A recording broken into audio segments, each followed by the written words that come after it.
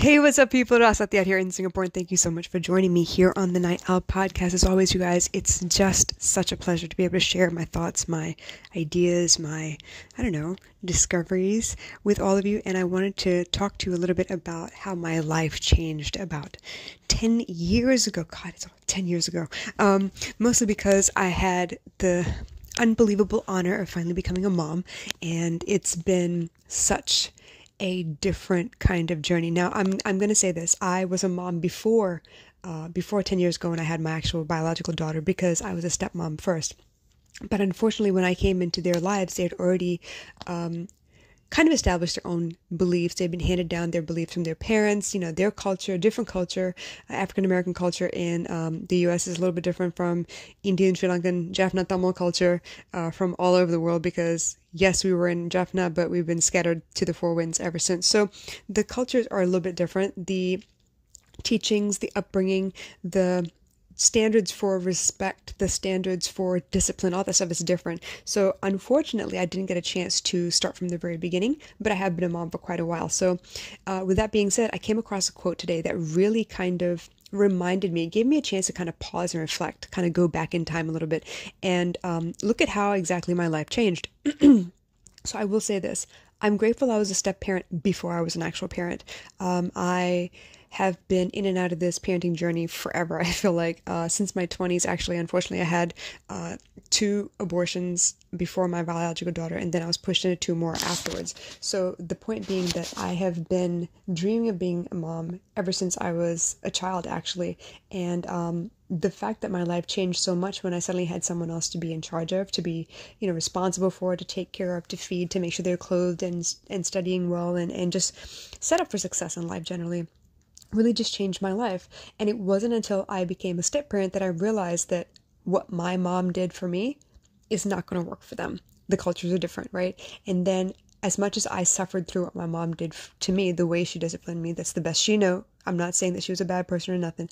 It's the best that she knew. It's the only way that she knew, and she did what she knew, and it just didn't work for me. And eventually what I ended up having to do was leave the house, find someone else to stay with until we could come to a place where we could get along for more than 15 minutes. So it was difficult. And what I tried to do was what my mom did, do what I knew, which is become my mom, something I swore I'd never do. And then I realized that these kids aren't going to respond to that, and I'm not going to get the kind of respect that I wanted. Yes, you can be respectful out of fear, or you can be respectful out of love. And what I wanted was out of love, not out of fear. So I had to change my ways. So yes, motherhood changed me for the better. And I'm really grateful that unfortunately they suffered through my growing process, but I'm really grateful that I got to be a step parent first before I became a biological parent. So the quote I was talking about is actually a Sadhguru quote, and it says, "When a child comes into your life, it is time to relearn life, not teach them your ways." And I really couldn't agree more, honestly. Like I said, we do what we've seen before, what we know to be normal, because we grew up with our idea of normal until we got a chance to, experience different types of normal and realize, oh shit, that's that normal and this is this normal, and there is no right way or wrong way. It's just whatever works in the moment. And if we know better, we do better at that point. But yeah, honestly, it is not time to teach them our ways, although we are programmed to do so. So it's a matter of being self-aware enough to see, hey, you know what? I lived through that once, and I swore I'd never become that. And I'm here yelling at this child. This child is looking at me like a deer caught in the headlights, and I'm not getting any kind of a response from them. Which, when we were growing up, we'd pout, we'd cry. My brother would yell back. We tried all of that.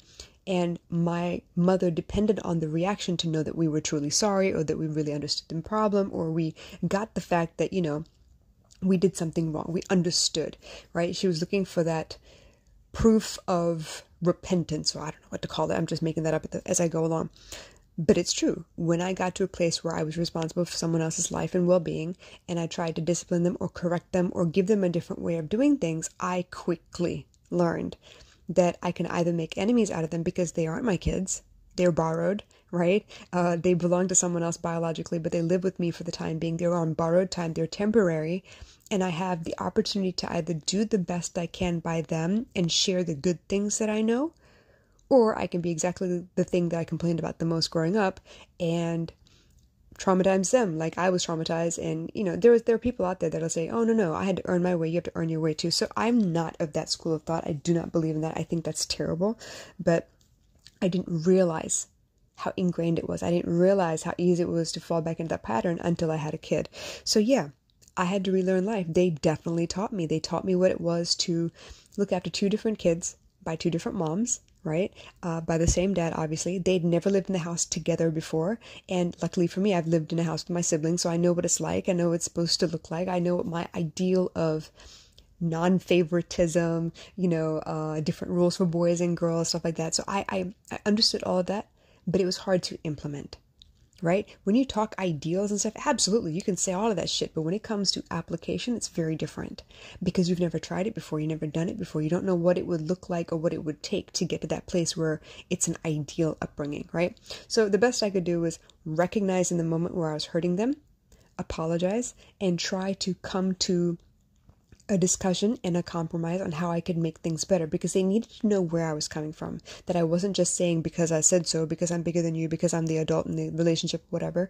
I needed to make sure that there was a way that they understood where I was coming from, that I had a different perspective on life, and there is a way that they could get what they want in the most efficient, least stressful possible way, which I knew how, I just couldn't.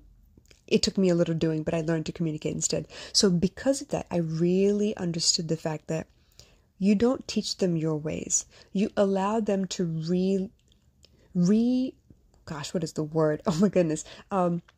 Reteach you what's possible in life, because they already come into the world with this ideal sense of what is wonder and what is beautiful and what is life, right?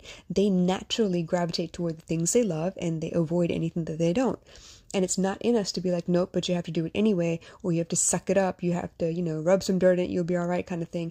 You got to find a way to speak to them in such a way that they understand, yes, okay, this is the ideal, but some people will not allow you to live by your ideal. You're going to have to manage them at some point. So absolutely, definitely a show-stopping kind of quote. It stopped me enough for me to pause and reflect and be grateful that I had a trial run before I had my own kid. And even then, I hope I didn't screw them up too much. I think I did all right, because they still keep in touch with me to this day. Their father and I have been divorced for, going on 10 years now, right? And I lived with them. I raised them for 8 years, and I've kept in touch as best I can ever since. And for my stepson to continue keeping in touch and reaching out and sending love, that means the world to me. That means I did something small right, so that they would have a lasting impression of what's possible with a spouse, a mother figure, an adult woman, what they should be able to behave like, so they can look for that in their spouse. Because that's the other thing, we set the examples for who they're looking for and what's okay in a relationship.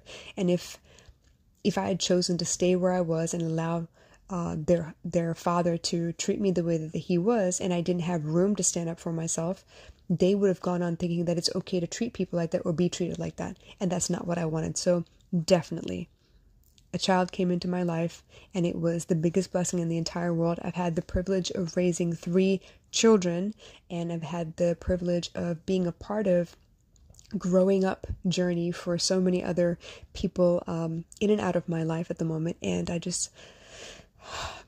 couldn't be more proud. Definitely couldn't be more proud. And I'm happy to share what I know, but I'm definitely open to learning new ways. Really, really am. So thank you so much, you guys, and I hope you enjoyed this. Bye.